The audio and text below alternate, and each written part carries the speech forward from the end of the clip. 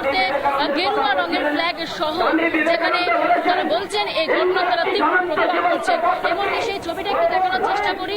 প্রচুর হিন্দু যেমন এসছেন, তার সঙ্গে অনেকে মহারাজরাও এসছেন। তোমাকে ছবিটা একটু দেখায় সার্বিকভাবে এবং তাদের সঙ্গে কথা বলার চেষ্টা করবো। ওয়াসিম রয়েছে আমাদের সঙ্গে এই মুহূর্তে, যারা রয়েছেন এখানে। আপনার কাছে আসি, একটু কথা বলি।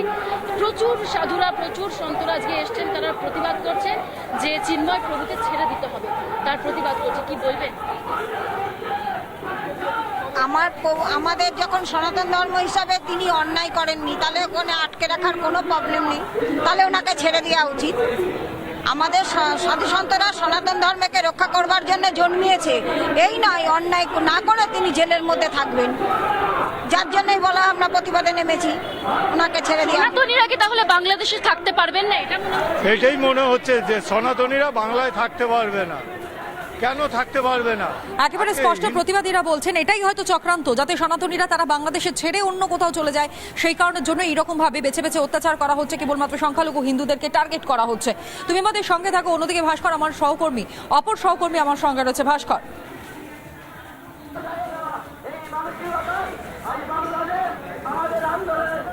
একদমই দেখো তোমরা এই মুহূর্তে দাঁড়িয়ে সনাতনীরা যারা হিন্দু তারা ঐক্যবদ্ধ হয়ে প্রতিবাদ মিছিলে ডাক দিয়েছেন। শিয়ালদা স্টেশনের ছবিটা দেখাবো, পার্থক্য ছবিটা দেখাও। এবং এখান থেকে মিছিল শুরু হবে, প্রতিবাদ মিছিল, সামগ্রিকভাবে হিন্দু ঐক্য মিছিল।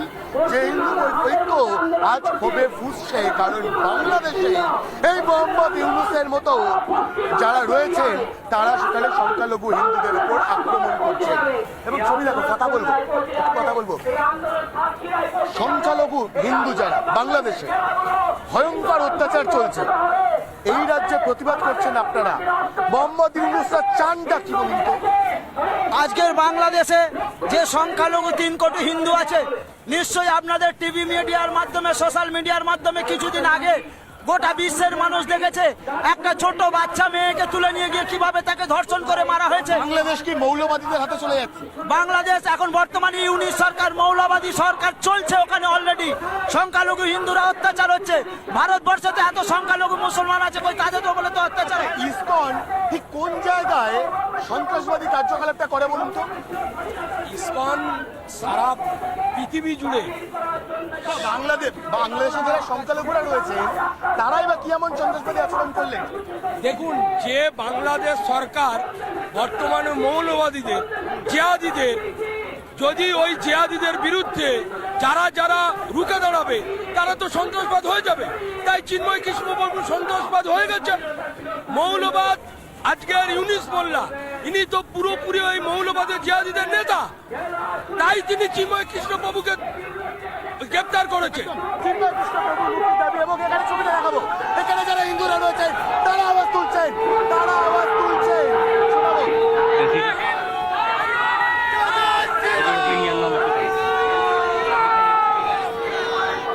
কৃষ্ণপ্রভুর মুক্তির দাবি এবং এখানে হিন্দুরা ঐক্যবদ্ধ হয়েছেন।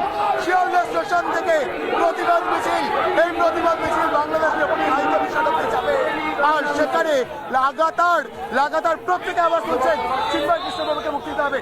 দেখাবো, সত্যি বড় ভয় পেয়েছ মোহাম্মদ ইউনূসরা, ভয় পেয়েছেন সংখ্যালঘু হিন্দুদের, যে কারণে চিন্ময় কৃষ্ণপ্রভুকে এভাবে গ্রেফতার, আটকে রাখা হয়েছে। শোনাবো স্লোগান, শোনাবো।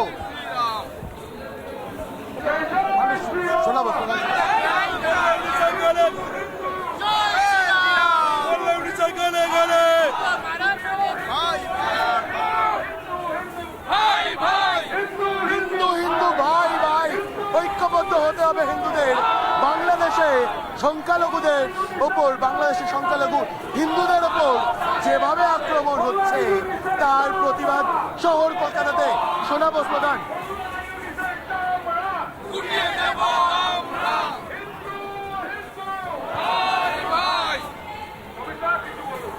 এবং লাগাতার বাংলাদেশে হিন্দুদের ওপর এই মোহাম্মদ ইউনূসদের মতো যারা মৌলবাদীরা রয়েছে তারা যেভাবে আক্রমণ চালাচ্ছে তার প্রতিবাদ চলছে। বাংলাদেশ ডেপুটি হাই কমিশনে এই প্রতিবাদ মিছিল যাবে। একদমই তাই, নজর রাখো এবং তোমাদের মধ্য দিয়ে প্রত্যেকটা মুহূর্তের ছবিগুলো আমরা তুলে ধরবো আমাদের দর্শক বন্ধুদের সামনে, যে শুধুমাত্র ওপার বাংলা নয়, চিন্ময় প্রভুকে গ্রেফতার করা এবং সনাতনীদের উপর যেভাবে অত্যাচার করা হচ্ছে তার প্রতিবাদে গর্জে উঠেছে এপার বাংলাও কিন্তু মানুষ সংগঠিত হয়েছেন এবং কার্যত তারা প্রতিবাদ করছেন এবং সেই ছবিটাই লাগাতার আপনাদের সামনে আমরা তুলে ধরছি। প্রথম সেই ছবি আপনারা দেখতে পাচ্ছেন।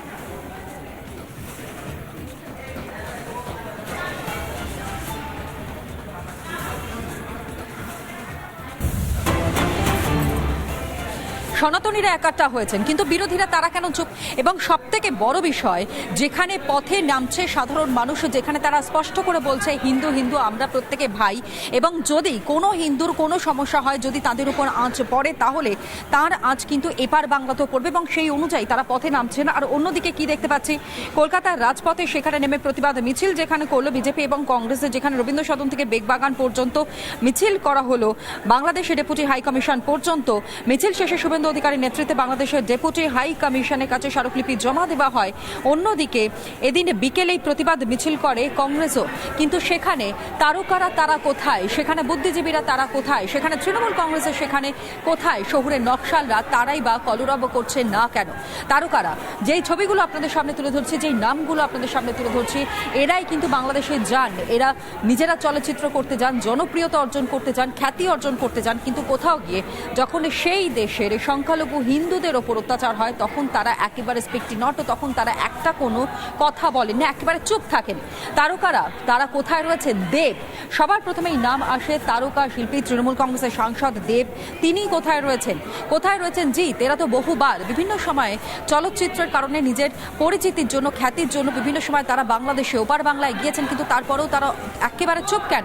অনির্বাণ ভট্টাচার্য, দেখুন একটার পর একটা তারকার নাম সামনে রাখছি যারা এখনো পর্যন্ত কোনো বিবৃতি দেননি, এখনো পর্যন্ত কোনো বক্তব্য তারা রাখেনি, কোনো কথা তারা বলছেন না, কিন্তু প্রশ্ন হচ্ছে কেন তারা সম্পূর্ণভাবে চুপ হয়ে রয়েছেন, কেন কোনো কথা বলছেন না?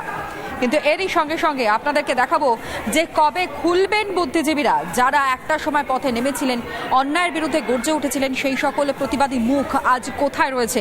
কোথায় রয়েছেন অভিনেত্রী অপর্ণা সেন? কোথায় রয়েছেন নাট্য ব্যক্তিত্ব কৌশিক সেন? যে ছবিগুলো আপনাদের সামনে আমরা দেখাচ্ছি, ঠিক তার পাশাপাশি কেন এখনো পর্যন্ত এই ছবি দেখবার পরও বুদ্ধিজীবীরা তারা একেবারে চুপ হয়ে রয়েছেন, মুখে কুলো পেটে রয়েছেন, কেন কোনো কথা বলছেন না? ব্রাত্য বসু কোথায়? রাজ্য সরকারের, রাজ্য প্রশাসনের তিনিও তো একজন দায়িত্বশীল নাগরিক, শুধু না, একই সঙ্গে তিনি দায়িত্বে রয়েছেন, মন্ত্রিত্বে রয়েছেন, কিন্তু তারপরেও তিনি চুপ। সুবোধ সরকার, জয় গোস্বামী, শুভ্রা প্রসন্ন, নচিকেতা, অর্পিতা ঘোষ, অমর্ত্য সেন, অভিজিৎ বিনায়ক বন্দ্যোপাধ্যায়, নোবেল জয়ীরা, তারাই বা কোথায় রয়েছেন? সমাজের তো সচেতন নাগরিকের তারা, কিন্তু তারপরেও কোনো রকমের কোনো হেলদোল তাদের নেই। যে পরিস্থিতি বাংলাদেশে সৃষ্টি হয়েছে তারপরেও এখনো পর্যন্ত তারা একটা কোনো কথা বলছেন না। কি কারণের জন্য বলছেন না? কেন কোনো বার্তা তারা সমাজের কাছে তুলে ধরছেন না? সেটাই সব থেকে আশ্চর্যের বিষয়। কেন একেবারে চুপ শহুরে বামেরা, শহুরের নকশালদের কলরব আজ কোথায়? আজ তারা কেন একেবারে চুপ করে রয়েছেন? কেন অন্যায় দেখেও, অন্যায়ের সঙ্গে আপোষ করছেন, অন্যায় দেখেও তার প্রতিবাদ করছেন না? গর্জে উঠেছে সাধারণ মানুষ। যে ছবিটা আপনাদের সামনে আমরা তুলে ধরছি, হিন্দুত্ব নিয়ে কার্যত জড়তা কাটছে না কেন? যেখানে জড়তা কাটছে বিরোধী রাজনৈতিক দলগুলি, তারা পথে নামছেন, স্পষ্টত তারা বলছেন যেভাবে অত্যাচার করা হচ্ছে তার প্রতিবাদে তারা গর্জে উঠছেন। এই অত্যাচার কোনোভাবেই মেনে নেওয়া যায় না, অন্যায়ের সঙ্গে আপোষ করা যায় না। সেখানে এই শহুরের নকশাল যারা পন্থীরা রয়েছেন তারা কেন চুপ? কেন বামেরা চুপ?